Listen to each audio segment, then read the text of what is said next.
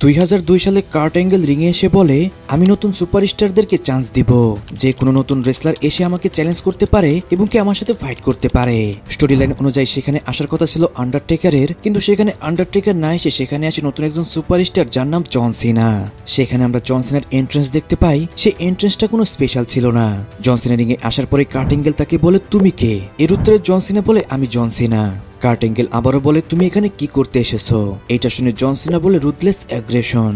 যার পরে কিন্তু জন সিনা কার্ট অ্যাঙ্গেলকে একটা পাঞ্চ হিট করে, আর এরই মাধ্যমে জন সিনা এবং কার্ট অ্যাঙ্গেলের মধ্যে কিন্তু ম্যাচ শুরু হয়ে যায়। আর গাইস, এরই মাধ্যমে কিন্তু জন সিনা ডেবিউ করে ডাব্লিউডাব্লিউতে। 27 জুন 2002 সালে যখন জন সিনা ডেবিউ করে ডাব্লিউডাব্লিউতে, তখন জন সিনা একজন জবার ছিল। জন সিনাকে বেসিক্যালি যে সমস্ত সুপারস্টারকে ওভার দেখানো হতো, জন সিনাকে হারিয়ে তাদেরকে ওভার দেখাতো ডাব্লিউডাব্লিউই। তারপর 2002 সাল থেকে 2004 পর্যন্ত জন সিনার ক্যারিয়ারে অনেক বেশি আপ এন্ড ডাউন আসে। একটি মোমেন্টে তো ভিন্স ম্যাকম্যান এটা ডিসাইড করে যে জন সিনাকে সে ডাব্লিউডাব্লিউ থেকে ফায়ার করে দিবে। তখনকার জন সিনার মধ্যে ভিন্স ম্যাকম্যান ওইরকম কিছু দেখতে পায়নি যাতে ভিন্স ম্যাকম্যান জন সিনাকে একজন বড় সুপারস্টার বানাতে পারে। কিন্তু এরই মধ্যে ঘটে যায় জন সিনার সাথে একটি শকিং মোমেন্ট। কোনো একটা পেপার ভিউর জন্য ডাব্লিউডাব্লিউ সুপারস্টাররা একটা বাসের মধ্যে ট্রাভেল করছিল। লাকিলি সেই বাসের মধ্যে ছিল স্টেফানি ম্যাকম্যান। স্টেফানি ম্যাকম্যান যখন সামনে বসেছিল, তার পিছনে ছিল জন সিনা। জন সিনা এমনিতেই সবসময় র্যাপ সং গাইতো, সেই সময় জন সিনা র্যাপ সং গাইছিল। আর সেই র্যাপিংটি শুনে ফেলে স্টেফানি ম্যাকম্যান। স্টেফানি ম্যাকম্যান জানায় জন সিনা এমনভাবে র্যাপিং করছিল যেন সে কোনো একজন প্রফেশনাল র্যাপার। যা শুনে স্টেফানি ম্যাকম্যান অনেক বেশি ইমপ্রেস হয়ে যায়, যার পরে জন সিনাকে স্টেফানি ম্যাকম্যান বলে তার ক্যারেক্টারের মধ্যে র্যাপিংকে অ্যাড করতে। আর স্টেফানি ম্যাকম্যানই সেই মানুষ যে কিনা জন সিনাকে সেকেন্ড চান্স দেয়। জন সিনা কিন্তু এটা অনেকবারই বলেছে যে স্টেফানি ম্যাকম্যানের জন্য সে ডাব্লিউডাব্লিউ থেকে ফায়ার হয়নি। এরপর জন সিনা স্টেফানি ম্যাকম্যানের কথায় তার ক্যারেক্টারের মধ্যে র্যাপিংকে অ্যাড করে ফেলে, আর সে হয়ে যায় Doctors of Thuganomics. Guys, Doctors of Thuganomics যে কতটা আইকনিক ক্যারেক্টার এটা তো আপনারা সবাই জানেন। যে ক্যারেক্টারটি প্লে করে জন সিনা তার first time US title win করে, এরপর আর কখনোই জন সিনাকে পিছন দিকে তাকাতে হয়নি। এক কথায় বলতে গেলে 2004 সালের পর থেকে জন সিনার ক্যারিয়ারে কখনো আপ এন্ড ডাউন আসেইনি। কারণ 2006 সাল আসতেই তখনকার ডাব্লিউডাব্লিউর পিলার ব্রক লেসনার, রক এবং কি স্টোন কোল্ড স্টিভ অস্টিনের মতো সুপারস্টাররা ডাব্লিউডাব্লিউ ছেড়ে চলে যায়। তাই সে সময় একমাত্র কোম্পানির ফেস হয় জন সিনা। তারপরে John Cena triple S, Edge, Randy Orton এবং কি বাতিস্তার মতো সুপারস্টারদের সাথে একের পর এক বড় বড় স্টোরি লাইন প্লে করে। কিন্তু এইসবের মধ্যেই কিন্তু জন সিনা তার হিল টার্ন থেকে বেবিফেস টার্ন করে। কারণ তখন জন সিনাকে অনেক বেশি বাচ্চারা পছন্দ করত, আর জন সিনা চায়নি যে তার ক্যারেক্টার দেখে অনেক বাচ্চারা কোনো খারাপ পথে যাক। এই জন্যই জন সিনা তখনকার সময় বাচ্চা ফ্যানদের কথা ভেবে সে কিন্তু বেবিফেস টার্ন করে ফেলে, যাতে জন সিনার তো অনেক বেশি ফায়দা হয়ই, তার থেকে বেশি ফায়দা হয় ডাব্লিউডাব্লিউ এর। তখনকার সময় ডাব্লিউডাব্লিউকে একটা অ্যাডাল্ট শো বলা হতো, সেখানে কোনো বাচ্চারা এলাও ছিল না। কিন্তু 2010 সাল আসতে জন সিনা ডাব্লিউডাব্লিউকে পিজি করে ফেলে। তার মানে হলো ডাব্লিউডাব্লিউতে তখন বাচ্চারা আসতে শুরু করে দিয়েছে, আর তখনকার বাচ্চাদের প্রথম হিরোই ছিল জন সিনা। 2010, 11, 12 এবং কি 13 সাল পুরোটাই জন সিনা ডাব্লিউডাব্লিউ কোম্পানিকে ক্যারি করে। আর এই 4টি বছর ডাব্লিউডাব্লিউ সব থেকে বেশি সাকসেসফুল ছিল তাদের হিস্ট্রিতে। কারণ এই সময় যে সমস্ত পেপার ভিউ গুলো হতো, সমস্ত পেপার ভিউ গুলোই কিন্তু হাউসফুল হতো। তারপর 2014 এবং 15 সাল আসতেই জন সিনা ডাব্লিউডাব্লিউ থেকে আনরেগুলার হয়ে যায়। এই সময় শুধু জন সিনা নতুনদেরকে সুযোগ দিচ্ছিল। তখন জন সিনা ড্যানিয়েল ব্রায়ান এবং কি রুসেভের মতো সুপারস্টারকে এস্টাবলিশ করে ডাব্লিউডাব্লিউতে। জন সিনা ইউএস ওপেন চ্যালেঞ্জ করে প্রতিটি মানডে নাইট রতেই, যা কিনা এখন পর্যন্ত হিস্ট্রি হয়ে রয়েছে। আর সেই ইউএস ওপেন চ্যালেঞ্জে কিন্তু ডাব্লিউডাব্লিউতে অনেক সুপারস্টারই চান্স পেয়েছিল। তাদের মধ্যে একটি নাম না বললেই নয়, সেটা হলো সেমি জেন। এছাড়াও জন সিনা ব্রক লেসনার, রমিন রেইন্স, কেভিন ওয়েন্সের মতো সুপারস্টারদেরকেও ওভার করছিল।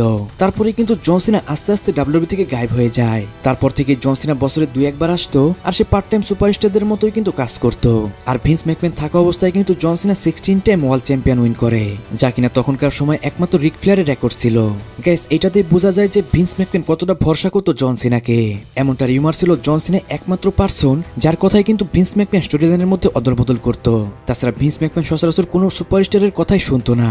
তারপরে ভিন্স ম্যাকম্যান ডাব্লিউডাব্লিউ কোম্পানি ছেড়ে চলে যায়, যার পরে সবাই মনে করেছিল যে জন সিনা কখনোই 17 টাইম ওয়ার্ল্ড চ্যাম্পিয়ন হতে পারবে না।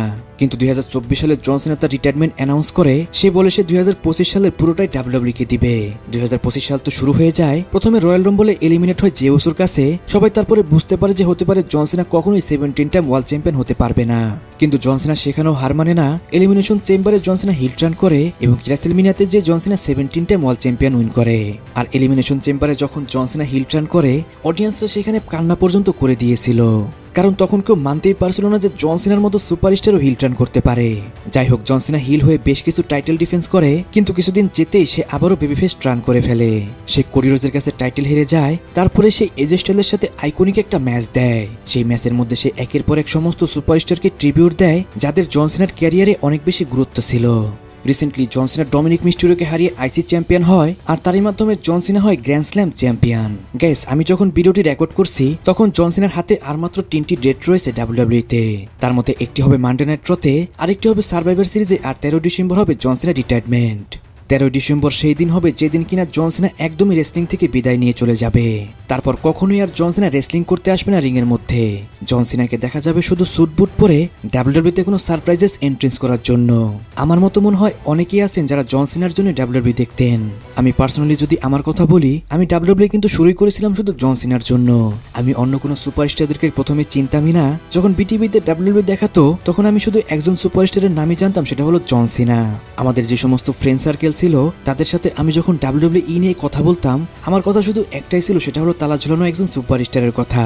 আর সেই সুপারস্টারটা আর কেউ নয়, সেটা হলো জন সিনা। আমি কিন্তু বেশ কিছু পার্ট জন সিনার বায়োগ্রাফি করেছি আমার ইউটিউব শর্টসে।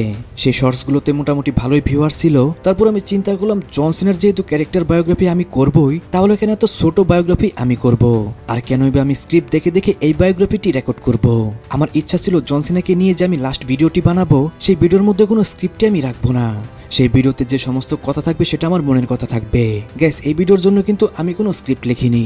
যে সমস্ত কথা আমি বলেছি সমস্ত কথাই কিন্তু আমার মনের কথা। এই জন্য ভিডিওতে যে সমস্ত ডেটগুলো আমি বলেছি সেই সমস্ত ডেটের মধ্যে একটু উল্টাপাল্টা হতে পারে।